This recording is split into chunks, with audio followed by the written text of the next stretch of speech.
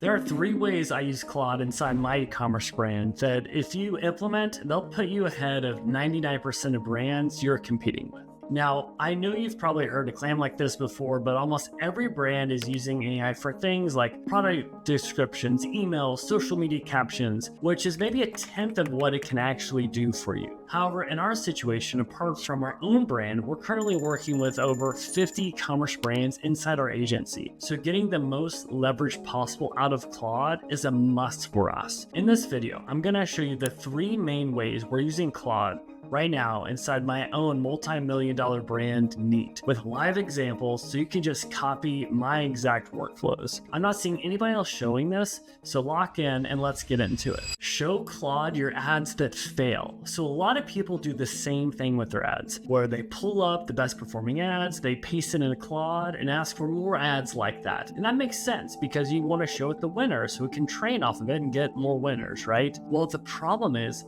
Claude only sees 2 or 3 ads that work. It keeps rewriting the same angle, and it has no idea about the dozen angles you already tested and decided to not use. So what the best brands do is give Claude everything, the winners and the ones that didn't do well, with the spend, with the cost per purchase, with the return on ad spend next to each one so it has that context. For my brand Neat, that's every ad we've ever run in one list, going all the way back from when we first took over the brand. And believe it or not, the ads that flopped are the most valuable part of that list because they're the only thing that shows Claude what didn't convert. So I'm in the Neat Ads Manager right now, and I'm showing you some of our top creative campaigns, but also all of our campaigns. So you can see ones that have really worked to scale to get hundreds of conversions at a really affordable price of 20, 30, or 40 bucks. But also you can see some ads that just didn't work for us. For example, this one's 80 bucks, only got 2 conversions. This one really wasn't able to scale for us. And then down here, we have a lot of losers that just didn't get us anything, any conversions or any results. And the key thing is not just to learn from the winners, but we need to learn from the losers. And then I run our creative brief skill on that whole file. And what comes back is a completely different set of angles, and it's more wide ranging and isn't trying to redo things that failed in the past.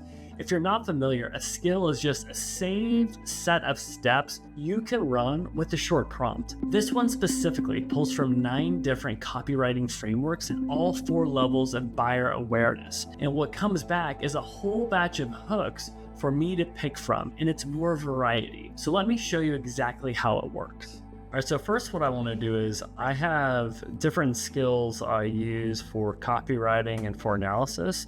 So I'm basically having it run this for Neat Apparel. And then what I'll do is I'm going to have it take the existing copy hook frameworks we have and batch it into the categories that we're serving. Let me show you what that looks like. So now I had it come back and give me this spreadsheet and basically showed all the different angles we're working on, the different awareness levels of people that are unaware, product aware, problem aware, solution aware, and then the actual ad hook in the format. And then you can see which ones are actually working, which ones are scaling, which ones are running but aren't scaling, and ones that we had to kill because they were underperforming.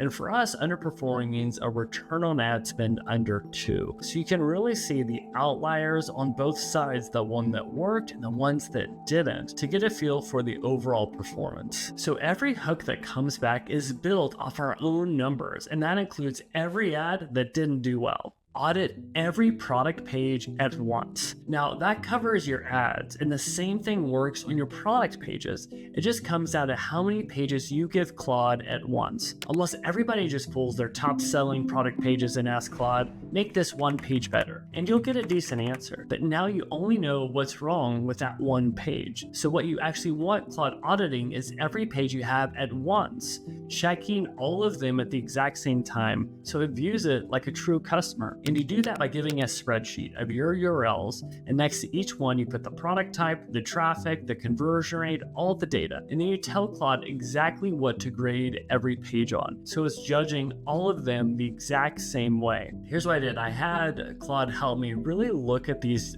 kind of core pages, the home page, the product page, the education page, collection, and collection bundles. And so it already gives us a feel for traffic volume and conversion rate. But then here are the things things that I care about. Everything from how is the headline, trust signals, clear images, clear point of differentiation, good for mobile, to really assess what's the average score across all of these and where we could potentially improve. And then as far as grading criteria from a scale of 1 to 5, these are the various things that we're factoring in. And we kind of call out in a very vivid way what good looks like versus what bad looks like. So for example, a headline, if it's vague, broad, generic, other brands could say it, that's a 1. But if it's clear, benefit focus, specific to our point of differentiation, then it's a 5. So it can really understand the spectrum, and it does this across all of these. Once every page has a score, you don't want to rewrite every single page. You want to start to understand the patterns. So you have Claude group everything it found into 5 to 7 themes of conversion issues, and then you split those into what's wrong across the entire website. What's only wrong for one type of product versus what's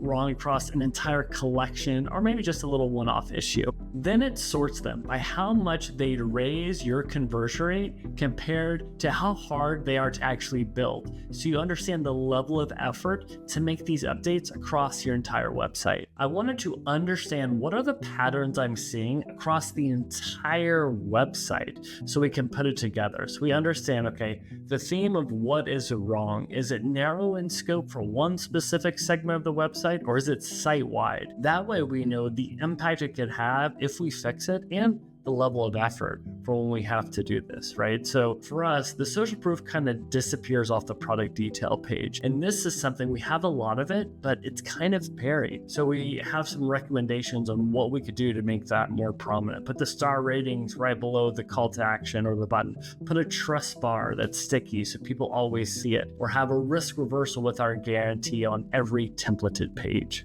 So for us, the biggest issue actually was this first one, is that we had a lot of sold out products and sizes, and it was going site-wide, and this was killing our conversion rate. People wanted to buy the product, but they couldn't find anything that would fit them or the colors they wanted. So we actually had Claude work with us to re-merchandise the website just to show products that have high inventory. If we didn't have inventory of that product, it would hide it. Same thing, we get to the product page. If we didn't have your size of a color, we wouldn't show that color.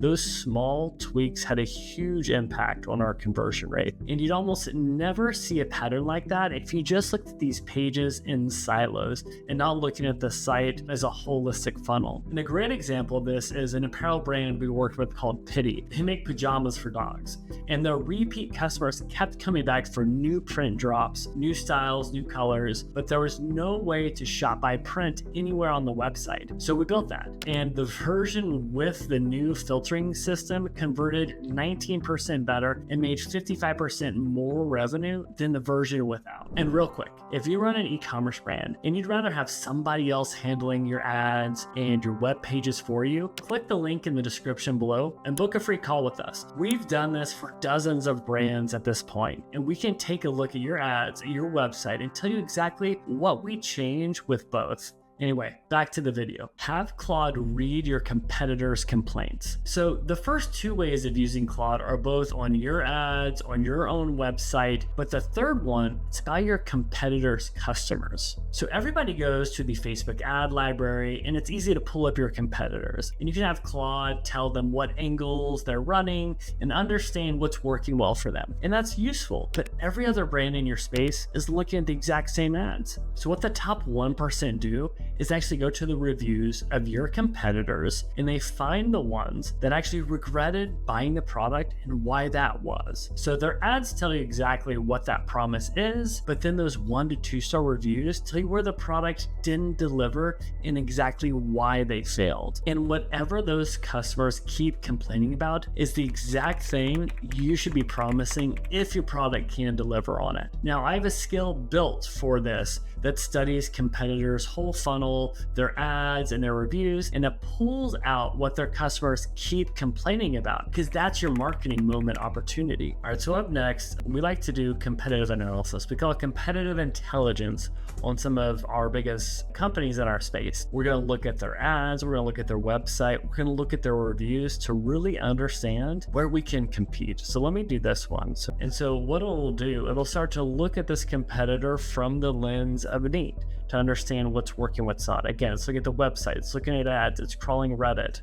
And here's what it came back with, right? So first, it really starts to reinforce what their promise is, their point of differentiation, what they talk about. But then it goes through to look at the 1 to 2 star reviews to really understand what are people complaining about. And the big thing for us is that it only stops underarm sweat. Doesn't help anywhere with the back or the chest. It still shows. And so with that in mind, how can we use their weakness is our strength with our ad hooks, right? So sweat proof, the whole shirt. Their sweat proof shirt only covers your armpits. You still show your back. Another thing was the pads under the arm. So no bulky padding, no shrinking, just a normal shirt that hides sweat. So whenever we're in a competitive buying mindset, this allows us to meet those customers where they're at, to understand why we're better and why we're different. And this is exactly what we did with Neat when we took over the brand. All the copy at the time was about the fabric, the construction, the technical layers of the shirt, the story behind the brand. But what people actually care about was not having to worry about sweating through their clothes or at work or on a date. They weren't having confidence. They were having to wear black. So we rewrote all the copy around these pain points we found in the reviews. And it's still the thing every ad leads with at Neat. Now, those first ways of using Claude give it a lot more information about your business than you might be comfortable with. So now let's talk about what you should never give Claude at all, because a lot of brands end up at 1 or 2 extremes here. Some never trust it with anything. So they use it just for product descriptions and social captions, and that's it, and they gate the data. And other groups, they put anything into Claude and they will take out anything that they get without checking it. And so they end up running mediocre ads, and sometimes ones that aren't even true about the product because they're kind of using AI slop. But the rule I go by is that Claude does the volume, I make the decisions, I do the curation. So what I mean is, it can look at every ad in the account, score every product page, and pull the complaints of thousands of customers, because that's more reading than anybody on my team has time to actually pull off. But when 20 hooks come back, it's on me to pick the top 2 or 3 that actually go live. That's because I've been spending money on ads for over a decade. And at this point, I know what actually stops the scroll in a way that AI just isn't able to do yet. And the biggest decision I never give Claude is our offer. Claude can write me 100 different ways to describe a bundle, but it can't tell me whether 3 shirts for $89 is the deal that would get somebody to buy, and it works with our business model. That's a judgment about margins, my customers, and what I'm willing to give away, and I'm the only one can make that decision. I will ask Claude to give recommendations, but at the end of the day, it's on me to decide what's the right go-to-market offer. Now, if you made it to the end of this video and you'd rather just have the entire growth side of your brand handled for you, click the link in the description below this video and book a free call with us. We can handle the paid ads, the email marketing, the website optimization, and the ad creative for you. On the call, we'll go through your numbers together. We'll figure out what's working, but also what's holding you back from scaling your business right now, and show you exactly where we would start first. So again, you can book a free call by clicking the link in the description below. And if you want to see the 5 levels of using Claude in e-commerce and figure out which one exactly is the one your brand should focus on right now, if you click this next video, I think you'll get something out of it.